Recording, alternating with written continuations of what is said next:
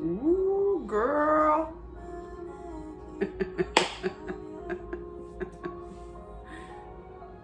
What am I doing?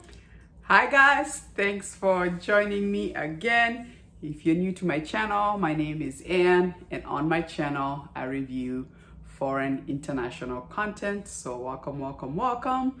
And if it's Sunday, it must be hometown cha-cha-cha. And today I'm back to review this series. We at episode 7 and 8. For anybody who doesn't know what hometown cha-cha-cha is, it's a South Korean series that is currently airing on Netflix. Anyway, let's get to it. So in episode 7, we see the love triangle situation here continues. And I'm sorry, but I don't know about you guys, but do you feel like Seon-ho right there is trying too hard?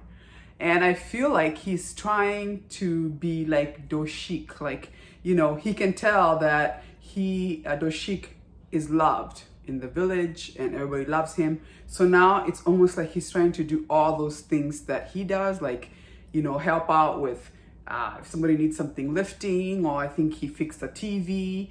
And it's like, what, you just trying to replace me, or what's going on? We get it. He definitely has a thing for hygiene, but it's like, you're trying too hard. But what I'm really, really happy about is I feel like episode 7 and episode 8, they really like gave us, you know, I felt like I feel good knowing that Do-hyuk and Hyejiin's relationship is only getting stronger, right? Like, I don't know about you, but there was so many moments that I was just like, I don't care that this dude is trying to come in between the two of them. I feel like the relationship is getting stronger and stronger. Like, for example, when they're like washing the clothes and they were stomping, that was so cute, right? Or when he got drunk, by the way, when he got drunk and was sleeping outside, and she comes to get him and says, you can't sleep outside, you need to come back in the house. And he's got tears in his eyes, and she's like, what's wrong? And he's like, don't leave, don't leave. So we obviously, as the audience, we get the feeling that he must have been having a bad dream. And I cannot wait to find out what is going on, because that is kind of another clue that there's something that Do-shik went through. And I love that she was just like, don't worry, I'm not going anywhere, I'll stay with you. Oh, loved it, right? And then there was the part where I think he's helping at a store and she comes to buy snacks and her hair falls and he's just like mesmerized. I was like, Do-shik, it's over for you. You are way deep in it, right? And then obviously when he gets sick from the cold, because they were doing that night watch, because there's that pervert slash robber who's in the neighborhood. So he was doing like one of those neighborhood watch, and he got caught in the rain, and it's raining really hard, and he ends up catching a cold. She comes to check on him, and then obviously he's very sick, and she's making him porridge, which looks like she's a terrible cook, because he was just like, oh my god. But she said finish the whole thing, and obviously he did. And then she got him tangerines. Remember, he wanted tangerines. Oh, so romantic. And then obviously there was the part where she's like moving close to him and almost kissed him, and then she's like, oh, what am I doing? So I feel like they've given us a lot of different things that are helping us feel like these two are definitely, their chemistry is hot. So good luck, Seong-hyun, trying to come in between them.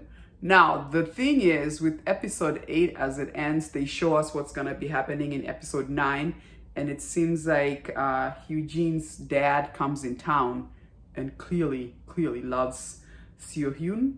And he's even telling Hyejin to forget about Do-shik. And I'm like, what? And then I love that it ended with Do-shik going like, yeah, I like her. I'm like, yes, let's go. So anyway, I'm just looking forward to, you know, seeing what happens with the love triangle. And then I'm also interested to hear more about Do-shik, and why is, there nightmares, and then now he's got tears in his eyes. I think we are starting to get the feeling something really bad happened to him, and maybe explains why, although he's very educated and could be a professional, he lives in this small village, right? So we're waiting to hear more about that. And then the other people that I really love that they give us an update on is, Nosy, she spreads rumors everywhere and gossip. Jo Nam Sok, her story. Oh my gosh! At first, I'm like, why would you be having people not see the dentist? And obviously, hygiene was upset. Like, so I treat them, and then you send them over there to a technician to put the crowns in. And you know how dangerous that is, right? If you're not trained and they put the wrong way, you could probably end up with a bad infection. However, in her mind, she's like, I'm trying to save them money, but sometimes that could mean you getting hurt even worse. But when they told us the story, remember when her money gets stolen by that guy? It was kind of a scam, and she is crying. I could tell there was something about money for her, because the way she's so cheap about everything. She's drinking coffee everywhere and just holding on tightly to every money. And then, I love that they told us her story about her daughter who was sick from cancer and ends up dying. And it's almost like once the story is told, and then now she saves all her money, she's donating the money to this children's hospital. I was like, I don't care that she's nosy and she spreads gossip. It's almost like she got depressed losing her daughter, and then it's almost like gossip and being in everybody's business is how she keeps herself happy. And I love how she treats Judy. Like, it's almost like I lost my daughter, but Judy, who doesn't have her mom, is almost like she just spoils her rotten. She gives her money, candy, hugs. I just love her. And I love that Hajin's character, once she heard the story and understood where she was coming from, she kind of went easy on her, and she was like, you better come to the my office so I can check to make sure that crown, it was put the correct way, because I don't want you to get hurt. It's so cute. And then she's like, doctor, dentist, you're so cute, you look so pretty today. Like, how can you not love her? As much as she's nosy and spreads gossip, she's so cute. She's lovable. And then obviously the other love triangle that I thought was interesting between Hwa Jeon, Yeon-guk, and Choi Hyun, where he is Yeon-guk is telling his ex-wife, now that Choi is back in town, and she used to be my first love, I'm not gonna lose a second chance again. This time, I'm gonna go for it. And it was interesting that Hwa Jeong was like, nope, you can date anybody else. You can date anybody else, but not her. And I was like, oh, interesting. It made me think, so does Hwan Jeong know something about Choi? Like that story about, they used to be three best friends together. And then obviously her ex-husband falls in love with Choi. And then she ends up leaving because we were told that she went to see her sick parents, but never came back. It almost gave me a feeling, and you can tell me, I almost felt like, was that a lie? And maybe Hwan Jeong knows, maybe Choi may have gone with somebody else and maybe fell in love. And here she is trying to protect her ex-husband. So that's just my thinking. And he's just like, why can't I? I thought it was interesting that he says, I did everything you asked me. You asked me to marry you, I married you. Which we get the feeling that she was always second choice. And then you asked me for a divorce, I gave you a divorce. So now that I get a second chance to date Choi, you say no? Why? Which, by the way, I felt a little bit sorry for Hwa Jeong, that she comes off as she was always his second choice. And I wonder if maybe they got married in her hoping that he would end up falling in love with her. And then obviously it never happened, and maybe that's why she was like, you know what, this is not working out, let's get a divorce. So maybe this is just me speculating. Let me know what you think down below, but that's what I'm thinking. And then obviously her saying, nope, you can date anybody else but her. Red flag, red flag. And then obviously she was kind of also, when Choi brought the gift, Hwajiok was like, you know what, this whole idea of me and you being friends, and you know, my ex-husband likes you, it's uncomfortable and just strange. I just don't think we should be friends anymore. And I was just like, tells me Hwajiok knows more about Choi than we all know. So I'm waiting to find out more about that. Let me know what you think. And then the last couple that I love, that their love is just blossoming, is between Seon and Yoon Chol, who is the policeman.